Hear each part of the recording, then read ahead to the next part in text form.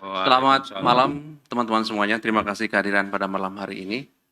Kami KPK kembali akan mengumumkan sekaligus juga melakukan penahanan terhadap pengembangan perkara dugaan korupsi, penerimaan suap, disertai juga dengan gratifikasi terkait pemeriksaan perpajakan tahun 2016 dan tahun 2017 pada Direktorat Jenderal Pajak. Ya. Selengkapnya tentu nanti akan disampaikan oleh pimpinan hadir pada malam hari ini Pak Alek dan juga Pak Direktur Penyidikan Pak Asep. Setelah itu seperti biasa kami beri kesempatan teman-teman untuk bertanya terkait dengan perkara dimaksud ataupun penanganan perkara lainnya yang sedang berjalan di KPK pada proses penyidikan maupun penuntutan. Kami silakan Pak Alek untuk membacakan poin-poin dimaksud. Ya, terima kasih Mas Alif. Yang saya hormati dan banggakan teman-teman wartawan. Hari ini saya akan menyampaikan informasi terkait lanjutan perkara dugaan tindak pidana korupsi berupa penerimaan hadiah atau janji pada penyelenggara negara atau yang mewakilinya disertai gratifikasi terkait pemeriksaan perpajakan tahun 2016 dan tahun 2017 di Direktorat Jenderal Pajak. Dalam perkara ini KPK sebelumnya telah menetapkan dan mengumumkan sejumlah pihak sebagai tersangka sebagai berikut. APA, ini Direktur Pemeriksaan dan Penagihan pada DJP, DR, Kasubdit Kerjasama dan Dukungan Pemeriksaan pada DJP, WR, Supervisor Tim Pemeriksa Pajak pada DJP, AS, Ketua Tim Pemeriksa Pajak, RAR, Konsultan Pajak PT GMP, AIM, Konsultan Pajak PT GMP, AS, Konsultan Pajak PT JB, dan FL, Kuasa Wajib Pajak PT BPI Terbuka. Putusan perkara para tersangka dimaksud saat ini telah berkekuatan hukum tetap. Dalam proses penyidikan perkara tersangka APA dan kawan-kawan ditambah dengan munculnya berbagai fakta hukum selama proses persidangan, serta diperkuat dengan putusan majelis hakim, selanjutnya ditemukan adanya peran pihak tertentu yang turut serta dalam melakukan perbuatan pidana. KPK kemudian melakukan pengembangan penyidikan dan mengumpulkan berbagai alat bukti dengan menetapkan dan mengumumkan tersangka sebagai berikut. Yang pertama YMR, ini anggota tim pemeriksa pajak pada DJP, dan FB, anggota tim pemeriksa pajak pada DJP. Kaitan kebutuhan proses penyidikan, tim penyidik menahan tersangka YMR dan FB untuk masing-masing selama 20 hari pertama terhitung mulai hari ini tanggal 9 November 2023 sampai dengan tanggal 28 November tahun 2023 di rutan KPK. Adapun konstruksi perkara diduga telah terjadi peristiwa pidana sebagai berikut. YMR dan FB sebagai anggota tim pemeriksa pajak atas perintah dan arahan berjenjang dari APA selaku Direktur Pemeriksaan dan Penagihan, DR selaku Kasubdit Kerjasama dan Dukungan Pemeriksaan, WR selaku Supervisor Tim Pemeriksa Pajak, dan AS selaku Ketua Tim Pemeriksa Pajak ditugaskan melakukan rekayasa penghitungan kewajiban pembayaran pajak sesuai dengan permintaan dari para wajib pajak. Agar keinginan wajib pajak dapat disetujui, APA dan DR mensyaratkan adanya pemberian sejumlah uang dan yang melakukan deal dengan wajib pajak di lapangan adalah YMR dan FB. Wajib pajak yang memberikan uang diantaranya PT GMP. Untuk tahun pajak 2016, PT BPI, untuk tahun pajak 2016, dan PT JB.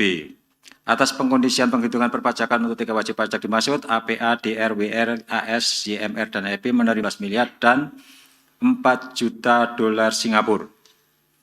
Selain itu, YMR dan FB bersama-sama dengan APA, DR, WR, dan AS diduga menerima gratifikasi dari beberapa wajib pajak lainnya dengan bukti permulaan sejumlah sekitar miliaran rupiah dan masih terus dilakukan pendalaman oleh penyidik. Para tersangka disangkakan melanggar pasal 12 huruf A kecil atau pasal 12 huruf B kecil atau pasal 11 Undang-Undang Republik Indonesia Nomor 31 Tahun 1999 tentang Pemberantasan Tindak Pidana Korupsi, sebagaimana telah diubah dengan Undang-Undang Republik Indonesia Nomor 20 Tahun 2001 tentang perubahan atas Undang-Undang Nomor 31 Tahun 1999 tentang Pemberantasan Tindak Pidana Korupsi junto pasal 55 ayat 1 ke 1 KUHP. Turut disangkakan pasal 12B besar, pasal gratifikasi, Undang-Undang Republik Indonesia Nomor 31 Tahun 1999 tentang Pemberantasan Tindak Pidana Korupsi dan seterusnya. Demikian, sampaikan. Terima kasih. Baik, terima kasih Pak Alek yang sudah mengumumkan dan membacakan 2 orang tersangka dalam pengembangan perkara perpajakan ini, yaitu atas nama YMR dan FB yang ditahan sampai nanti 28 November 2023 di rutan KPK. Baik, kami silakan. Oke, 1, 2, 3. Mungkin dari kanan dulu ya. Mungkin dari kanan Mas Yomol dulu, Mas Yomol di belakang. Habis itu Mas Jamal, terus Mas Mario terakhir. Oke, silakan. Selamat malam Pak Ali, Pak Alex, Pak Asep. Perkenalkan saya Yaumal dari suara.com. Pertanyaan saya di luar kasus ini. Di luar kasus ini. Yang ini dulu, oke siap. Oke. Terkait ini Pak, terima kasih. Saya Jamal dari Remol. Ini kan tadi disebut lagi ada PT John Lynn Baratama ya Pak ya. Sebelumnya si Yulmanizar juga kan di persidangan sempat mengungkapkan ada keterlibatan dari petinggi John Lynn Baratama ini Haji Isam. Nah, apakah dalam proses penyidikan ini Haji Isam nanti bakal diperiksa sebagai saksi Pak? Perkara lain sekalian boleh Pak?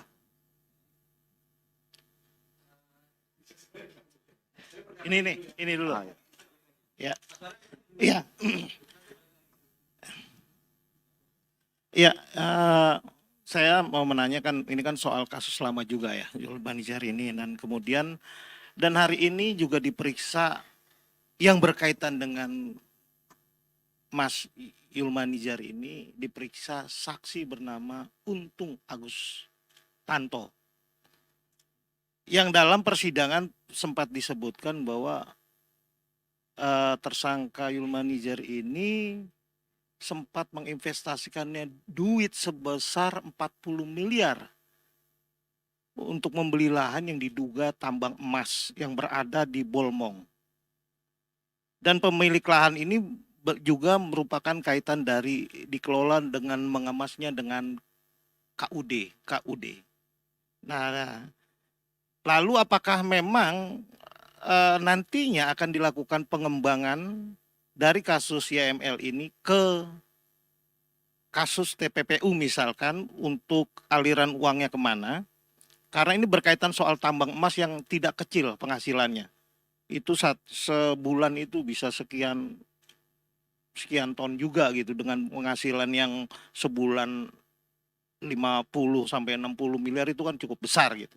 Apakah KPK juga akan menetapkan tersangka pihak lain yang diduga ikut menampung aliran uang dari YML ini?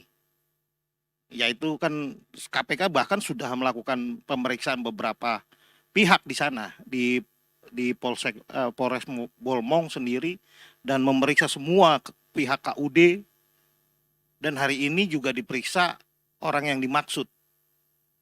Saya pikir tadi termasuk penahanan saudara Untung Agus Tanto, ternyata tidak hari ini. Pak Asep sudah senyum-senyum.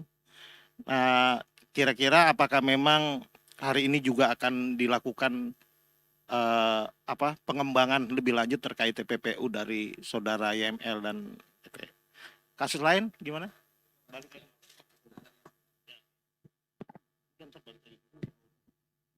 Tes. Selamat malam Pak Ali, Pak Asep, Pak Alek. Saya ingin nanya soal kasus dugaan pemerasan ini. Di salah satu pemberitaan disebutkan bahwa seorang pimpinan menyatakan bahwa pimpinan di KPK terganggu dengan berlarut-larutnya kasus pemerasan ini, berharap agar Pak Firly yang harusnya diperiksa beberapa waktu lalu segera menyelesaikan kasusnya, dan begitu juga yang berjalan di Dewas. Pertanyaannya, apakah benar demikian bahwa pimpinan terganggu dengan adanya kasus dugaan pemerasan yang juga turut menyeret nama Pak Firly? Kemudian pertanyaan kedua, di pemberitaan ini juga disebutkan bahwa Pak Firly sebagai pimpinan bersikap one man show. Jika mundur ke belakang ke Februari lalu gitu, kritikan soal one man show kepada Pak Firly juga pernah diungkapkan oleh salah satu pimpinan KPK juga di kasus Pak Lukas NMB kalau tidak salah. Apakah benar demikian Pak Firly memimpin KPK seperti itu? Selama ini kan selalu disebutkan kolektif kolegial dan sebagainya. Terima kasih. Oke, terima kasih Pak Ali. Yang pertama, kemarin pra peradilan mantan Menteri Pertanian Syahrul Yassin Limpo itu KPK sudah mengungkapkan ada aliran dana ke Partai Nasdem sebagai hibah itu sebesar 1,27 miliar. Nah, apakah KPK dalam waktu dekat ini akan memanggil pihak-pihak dari Partai Nasdem itu Pak untuk menelusuri aliran uang tersebut? Lalu yang kedua terkait penyidikan Wamenkumham. Apa betul sudah ada sprindik ya Pak? Lalu ada berapa sih Pak tersangkanya Pak? Apa benar ada 4 dan salah satunya itu Wamenkumham itu? Mungkin butuh penegasan aja Pak. Lalu yang ketiga, apa betul besok KPK mengundang Polda Metro Jaya dan Mabes Polri terkait proses penyidikan pemerasan oleh pimpinan KPK? Nah, apa yang akan dibahas besok itu Pak? Apakah masih koordinasi awal? Dan tadi juga pihak Polri sudah menyatakan bahwa supervisi sudah disetujuin. Itu apa betul? Paling cukup itu aja Pak, terima kasih.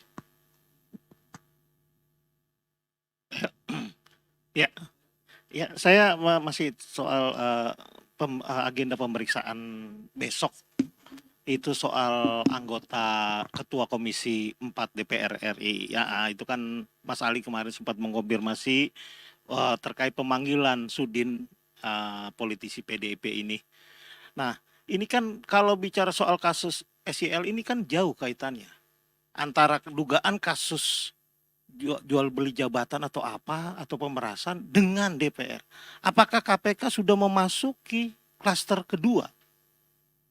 Soalnya adanya pengadaan lain yang dibahas di Komisi 4 yang tentunya dibawahi oleh saudara Sudin ini. Nah, kemudian selain Sudin tentunya yang dibahas sebagai mitra dari Kementan itu kan apakah KPK juga akan memeriksa selain Sudin anggota Komisi 4 lainnya.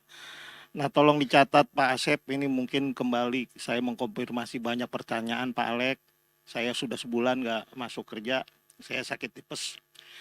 Terkait saya ingin menanyakan soal terkait kasus pengadaan APD di Pusat Krisis Kesehatan Kementerian Kesehatan. Apakah KPK memang sudah menetapkan sejumlah tersangka, diantaranya Budi Silvana selalu PPK dan Ahmad Taufik selaku Direktur PT Permata Putra Mandiri serta Satrio Wibowo Dirut PT Energi Kita Indonesia dalam dugaan korupsi APD tahun 2020 yang dijerat oleh KPK dengan menggunakan pasal 2 ayat 1 dan atau pasal 2 Undang-Undang Tipikor. Apakah benar? Terus kemudian saya ingin menanyakan soal penetapan tersangka kasus Bea Cukai Eko Darmanto. Ini cukup unik. Uniknya di mana? Saya melihat ada semacam pilih tebang, entah tebang pilih. Sementara ada dugaan lain bahwa flashing itu setelah ditelusuri informasi memang flashing yang dilakukan atas gambar ED sendiri betul ternyata ID-nya ada di Kemenkyu Pusat. Bukan ID diri pribadi ED Eko Darmanto itu. Nah, bahkan uniknya sendiri justru ED lah yang membuka sejumlah kasus korupsi yang membuat tercengang Mahfud MD dan Sri Mulyani. Data itu yang diberikan kepada pihak kejaksaan terkait dugaan korupsi BC berkaitan soal komoditi emas.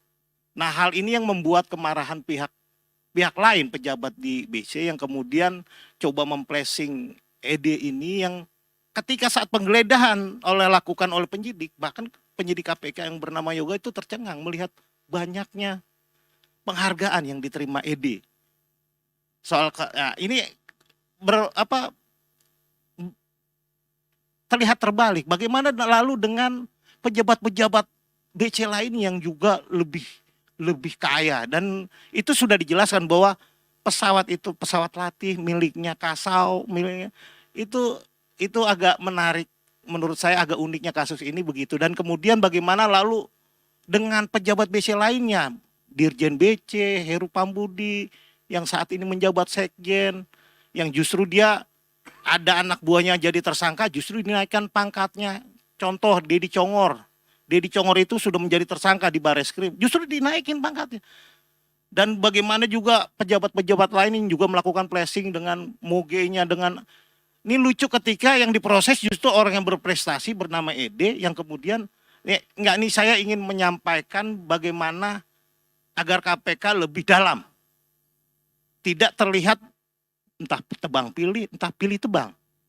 Bebas lah. Pokoknya artinya saya ingin mengungkapkan bahwa sosok Ede ini sangat unik. Justru dia yang membongkar banyak dugaan korupsi pejabat BC. Tapi dia jadi tersangka. Bahkan dia adalah orang yang dianggap berprestasi. Faktanya ketika penggeledahan penyidik cukup terkejut dengan Oke, banyaknya poinnya sudah dapat, Mas Oke, Suryo. kasus lain Mas masih banyak. Makanya saya bilang saya 1 bulan nggak masuk. Saya sudah siapkan pertanyaan. Ya itu kan subjektif Mas Ali. Ini pertanyaan Mas mau jawab nggak apa-apa. Yang penting saya sudah tanyakan.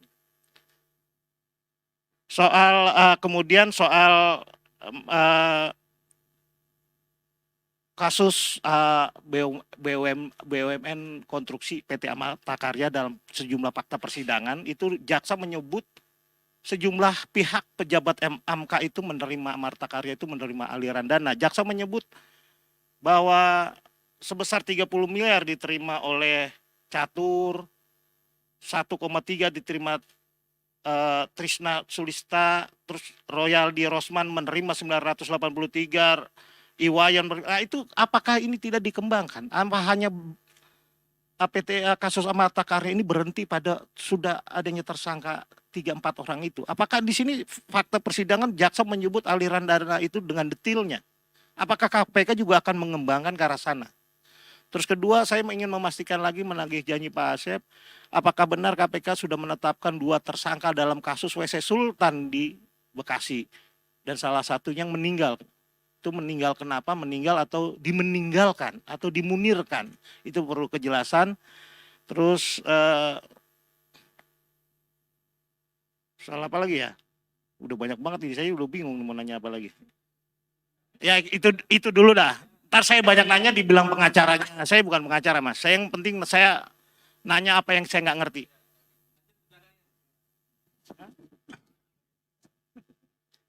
Ya, baik. Saya Fadlan dari Kumparan, Pak. Izin. Saya ingin menanyakan kelanjutan dari pertanyaan sebelumnya itu soal penyidikan dugaan pemerasan ke Pak SYL. Kabarnya Polda Metro Jaya itu sudah minta supervisi dari KPK. Itu bagaimana responnya dari KPK itu soal supervisi dan sudah sampai mana sejauh ini? Yang kedua, Pak pimpinan KPK Pak Firly Bahuri saat ini masih mangkir dari panggilan Polda untuk diperiksa. Sampai kapan Pak Firly di Aceh begitu? Apakah sudah ada informasi Pak Firly akan memenuhi kapan panggilan Polda Metro Jaya untuk diperiksa? Lalu yang ketiga, untuk Wamenkumham itu sendiri, kira-kira kapan akan dipanggil oleh KPK gitu? Dan yang terakhir, mungkin soal pertanyaan pengacara Pak SYL, Mas Febri Diansyah dan kawan-kawannya itu, mereka itu kan sudah kooperatif ya Pak. Kenapa mereka masih dicegah juga ke luar negeri begitu? Lalu keterangan mereka tuh apakah mereka sangat diperlukan keterangan dari para pengacara SYL ini, dan apakah itu menjadi kunci dari pemeriksaan Pak SYL ini begitu? Terima kasih.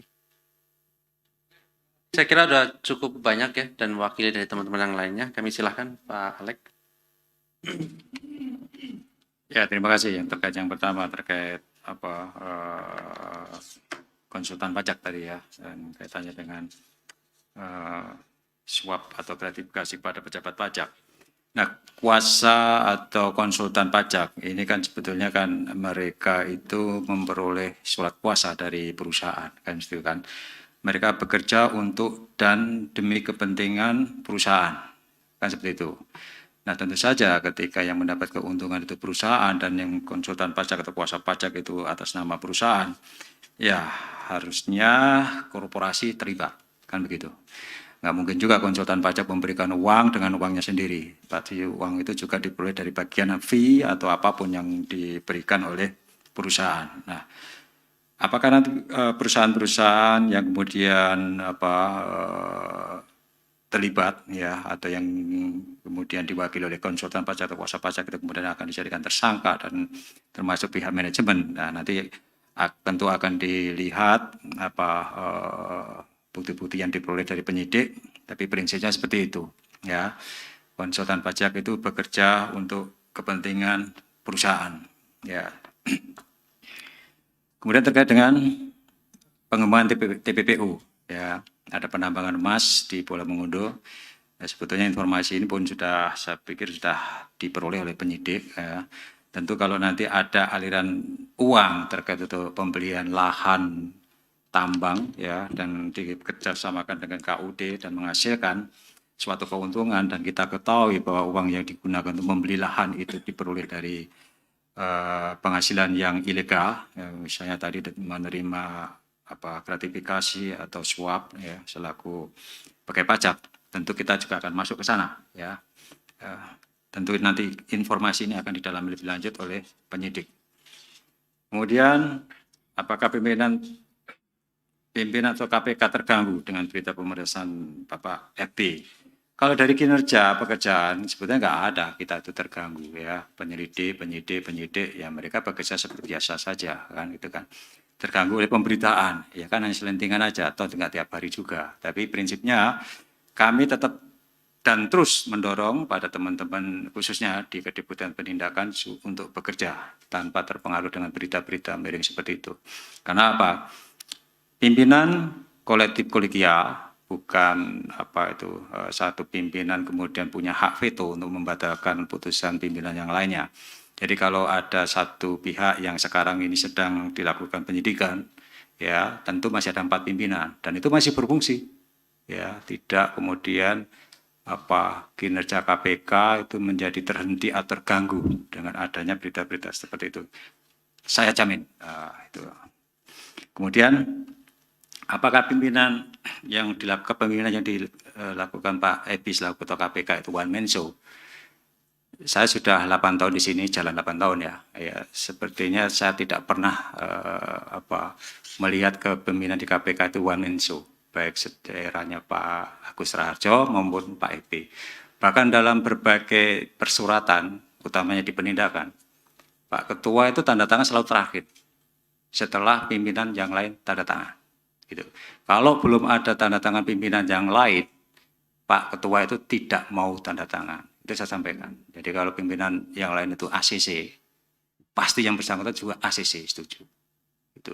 Itu yang saya alami. Jadi nggak ada istilah one man show. Satu pimpinan bisa mempunyai hak veto untuk membatalkan putusan pimpinan yang lain. Itu bisa dicek nanti di surat-surat dinas di penindakan Pak Asep ya. Kemudian pemanggilan pengurus Nasdem terkait dengan aliran dana ke Nasdem. Nah ini juga nanti pastinya akan tergantung pada kebutuhan penyidikan ya. Seberapa jauh keterangan dari para pengurus Nasdem itu diperlukan untuk proses pembuktian adanya dugaan aliran dana ke Partai Nasdem seperti itu. Kemudian pada penetapan tersangka Wamenkumham, benar itu sudah kami tanda tangani sekitar 2 minggu yang lalu Pak Asep ya. Ya sekitar 2 minggu yang lalu dengan 4 orang tersangka ya, dari pihak penerima 3, pemberi 1.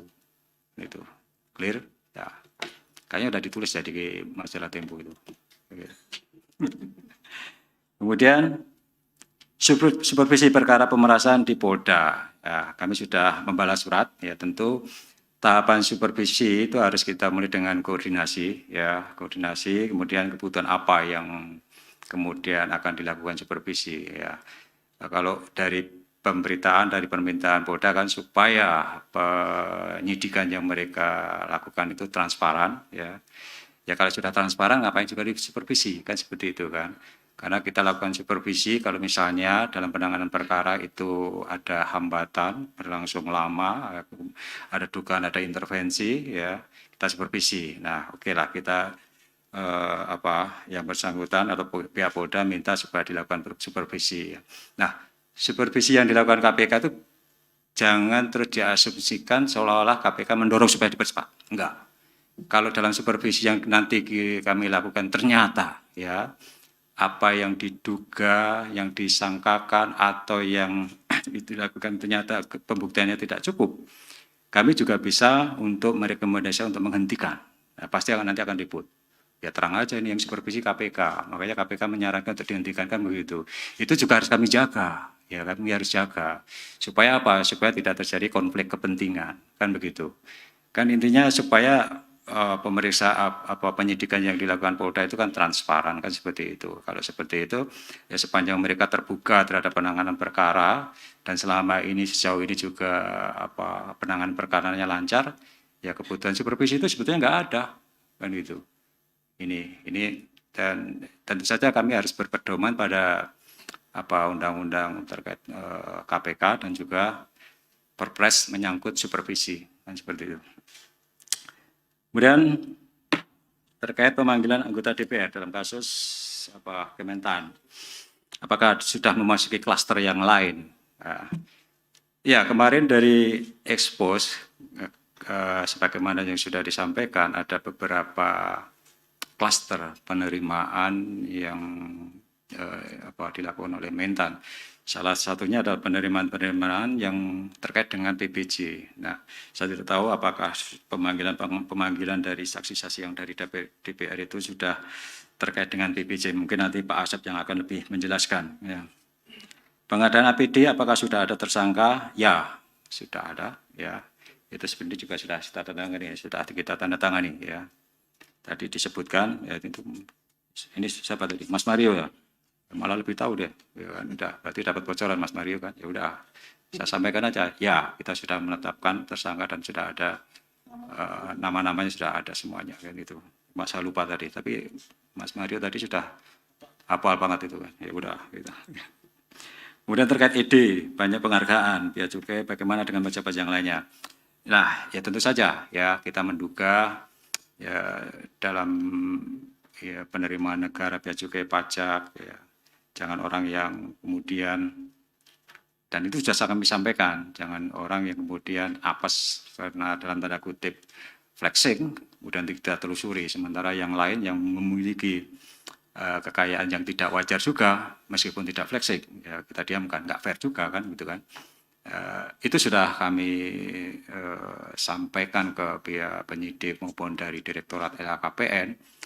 Ya, tolong telusuri juga. Jadi pajak, bea cukai kan termasuk institusi yang dalam tanda kutip itu rawan, ya rawan terjadinya penyalahgunaan, ya karena ya tanggung jawab kewenangan mereka besar tanpa pengawasan atau kontrol yang ketat. Ada kemungkinan penyalahgunaan kewenangan itu. Dan terkait dengan Deddy Congor, ya ini perkara ini sebetulnya ditangani oleh Barreskrim sebelumnya, dulu sudah mau kita tangani, tapi oleh Barreskrim sudah ditetapkan tersangka lebih dahulu. Dan kami sudah melakukan supervisi, sudah sekitar 3 tahun lagi, dan kami belum. Nah, itu dia, itulah ya itulah luar biasanya kan, ya luar biasanya sudah jadi tersangka pun masih aktif dan naik pangkat. Nah, ini juga menjadi perhatian kami. Tentu nanti kami akan koordinasikan dengan Pak Barreskrim sejauh mana penanganan perkara DC ini kan. Ya, kita belum tahu, belum dapat update dari Barreskrim terkait dengan perkembangan penanganan BC. Ya, sudah tersangka, apakah sudah ada SP3 misalnya, kan gitu, dan dipulangkan hak-hak yang bersangkutan. Ya, setahu saya dari dulu yang bersangkutan tidak pernah kok diberhentikan itu ya, dan tetap terus aktif selama yang bersangkutan berstatus sebagai tersangka, kan gitu. Nah, ini nanti kami akan lihat ya, kan kami koordinasikan ya terkait dengan ED, ya mungkin KPK juga menerima informasi dari yang bersangkutan terkait kegiatan importasi emas itu. Ya, ada informasi yang diberikan oleh ED. Tentu hal ini akan menjadi catatan juga buat kami ketika misalnya dalam proses persidangan yang bersangkutan kemudian memberikan informasi-informasi terkait keterlibatan pihak lain maupun kegiatan-kegiatan penyelundupan dan lainnya yang kemudian bisa ditindaklanjuti ya, dan kemudian memberikan berdampak luar biasa terhadap penerimaan negara dan juga hal lainnya tentu menjadi catatan bagi kami sebagai hal-hal yang meringankan lah, kan seperti itu. Kami juga akan fair untuk memperlakukan perkara ED ini ya sesuai dengan proporsinya tentu saja. Kemudian apa lagi nih, Amata Karya, banyak pihak menerima dana ya, nanti ya, Pak Asep yang akan jelaskan siapa saja pihak yang lain. WC Sultan, apa sudah ada tersangka? Sudah, ya, saya bacakan. Sudah ada sprindik juga. Jadi kalau yang satu tersangka meninggal, saya nggak tahu saya, nanti biar Pak Asep yang lebih menjelaskan detailnya gitu. Ya. Udah lengkap kan? Sudah cukup. Silakan Pak Asep untuk menambahkan dan melengkapi. Baik, terima kasih pimpinan Pak Alek. Udah, ini kayaknya Mas Mario borong nih, habis sakit hampir 1 bulan. Pertanyaannya. Baik, ada beberapa yang mungkin saya tambahkan dari penjelasan yang sudah komprehensif sebetulnya tadi disampaikan Pak Alek. Tadi yang dari Mas Mario terkait dengan pemeriksaan beberapa anggota maupun ketua di Komisi 4 DPR. Jadi begini Mas Mario, kita tadi kan Mas Mario menyampaikan apakah ini sudah klaster baru atau kenapa ini kan hubungannya apa dengan perkaranya SCL yang pemerasan kemudian kok lari ke sana gitu seperti itu. Nah, kami penyidik tidak hanya membuktikan pemerasannya saja, tapi kita juga mengikuti kemana larinya uang-uang yang dikumpulkan atau yang dikorupsi oleh saudara SCL. Jadi ini juga tadi seperti disampaikan oleh Pak Alek, di samping ada perkara-perkara lain, ada PBJ, kemudian kita juga melakukan penggeledahan di Dirjen Hortikultura, sehingga dari penggeledahan itu kemudian dari tadi masalah temuan-temuan dan keterangan-keterangan dari para tersangka dan saksi, kami dari penyidik harus menyusuri ya kemana aliran dana tersebut, dan tentunya salah satunya adalah ke Komisi 4 DPR tersebut. Jadi demikian Mas Mario. Kalau mengenai apakah yang lainnya juga selain dari Ketua Komisi akan diperiksa, tentu kemana uang itu mengalir, kepada siapa, baik itu orang, personnya maupun badan hukum, kita tetap akan minta keterangan. Seperti itu ya Mas Mario. Kemudian tadi terkait dengan yang Amarta Karya, saat ini benar posisinya sedang di persidangan. Jadi apa yang disampaikan oleh Mas Mario, hal-hal yang ditemukan ya pada saat persidangan, tentu nanti akan ada yang namanya pengembangan penuntutan. Ya, dari pengembangan penuntutan nanti kita akan melihat apakah ditemukan adanya peristiwa pidana korupsi tentunya ya, lalu dengan para tersangka yang baru. Tentu nanti itu akan diformalisikan, kemudian dibawa ke forum expose, dan di situ akan ditentukan apakah nanti akan kalau sudah cukup buktinya, tentunya akan dibuka penyidikan baru. Terkait dengan WC Sultan yang di Bekasi, saya juga pernah ngobrol dengan Mas Mario. Benar Mas, dari dua tersangkanya kan yang satu meninggal. Kalau nggak salah bupatinya yang meninggal itu. Tapi di bawahnya kan ada PPK-nya. Gitu. Nah nanti kita sedang tetap akan minta pertanggungjawaban kepada pihak PPK. Dan di situ juga selain daripada pasal 2 dan pasal 3 juga ada pasal penyuapannya. Sehingga kita akan mencoba mana yang kedua-duanya kita akan buktikan dan mana yang bisa lebih cepat kita selesaikan. Itu mungkin Bapak tambahan dari kami. Kayaknya kalau yang untuk tadi Mas Fadlan ini terkait permintaan supervisi juga sebelumnya sudah dijawab. Kemudian juga terkait dengan pimpinan juga sudah dijawab. Wamenkumham juga sudah dijawab tadi Pak di depan. Kemudian ini sedikit mungkin terkait dengan pengacara SCL. Kenapa dicekal? Tadi ya Mas ya. Padahal kooperatif. Nah, yang di cekalan itu terkait dengan eh, adanya kegiatan-kegiatan yang berhubungan dengan penanganan perkara ini. Jadi kami memiliki beberapa dokumen, baik itu dokumen yang kami terima, dokumen elektronik, di mana ada keterlibatan ya di situ. Kami anggap yang itu akan bisa mengganggu jalannya proses penyidikan terhadap SEL yang sedang kita tangani. Sehingga kami merasa perlu untuk melakukan pencekalan terhadap yang dimaksud. Demikian mungkin Pak tambahannya. Terima kasih. Assalamualaikum warahmatullahi wabarakatuh. Waalaikumsalam warahmatullahi wabarakatuh. Ya. Sabar. Sabar Mas Ria. Betul.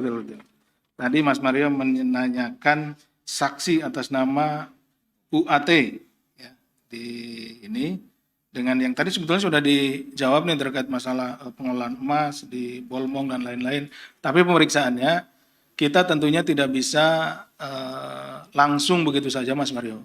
Jadi dalam penyidikan ini ada namanya perkembangan penyidikan.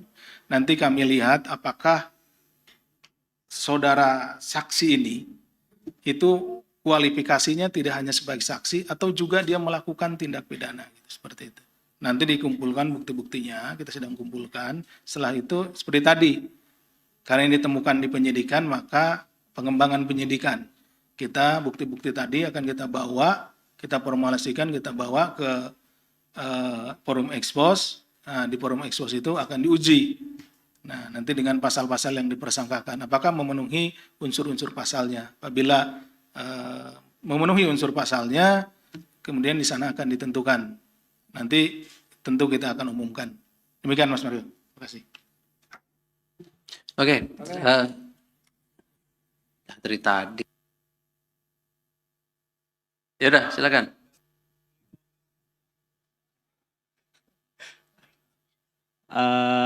Bang Benok mungkin juga dari tadi. Pak Alek, Pak Asep mau nanya, ini kan pegawai pajak ya, dua orang ini. Nah, kalau di kasus Rafael kan di tracking dia penerimaannya melalui perusahaan konsultan pajak. Apakah KPK udah menelusuri dua orang ini semisal punya saham di konsultan pajak atau ternyata mereka berdua itu masuk dalam daftar berapa puluh atau ratus orang pajak yang udah dikumpulin nama Pak Pahala kan, bahwa mungkin keluarganya atau mereka sendiri punya saham di perusahaan konsultan pajak. Itu aja. Saya nggak tahu di perkembangan penyidikan apakah yang bersangkutan punya konsultan pajak atau terafiliasi dengan kantor konsultan pajak tertentu. Tentu kalau ada informasi seperti itu pasti akan didalami oleh teman-teman penyidikan seperti itu. Jelasnya silakan Pak. Menambahkan Pak Alek mohon izin. Jadi Mas Niam, terkait dengan tersangka, kita akan lebih mendetail dibandingkan dengan saksi ya. Tentu tersangka itu mulai dari pekerjaan, uang yang masuk, uang yang keluar, kemudian usahanya dan lain-lainnya, kita akan buka semuanya gitu. Terkait dengan misalkan keuangannya kita minta PPATK, bagaimana alirannya, dana yang masuk, dana yang keluar, kemudian dari mana saja, perusahaan mana saja, afiliasinya kemana. Jadi tentunya para tersangka ini sudah kita cari gitu ya. Tapi bisa saja memang karena kan tadi perlunya ada TPPU. Kenapa ya? Karena bisa saja disembunyikan atas nama orang lain dan lain-lain. Tentu kita juga akan terus mencari apakah memang masih ada atau tidak seperti yang disampaikan oleh Mas Niam. Dan apabila rekan-rekan memiliki informasi, sampaikan kepada kami. Karena ini sangat berharga. Biasanya Mas Mario ini banyak informasinya gitu. Atau Mas Niam juga. Mungkin itu tambahannya. Terima kasih. Baik, terima kasih Pak Alek, terima kasih Pak Asep yang hadir bersama kita, dan terima kasih juga kepada teman-teman semuanya. Kami akhiri. Assalamualaikum warahmatullahi wabarakatuh.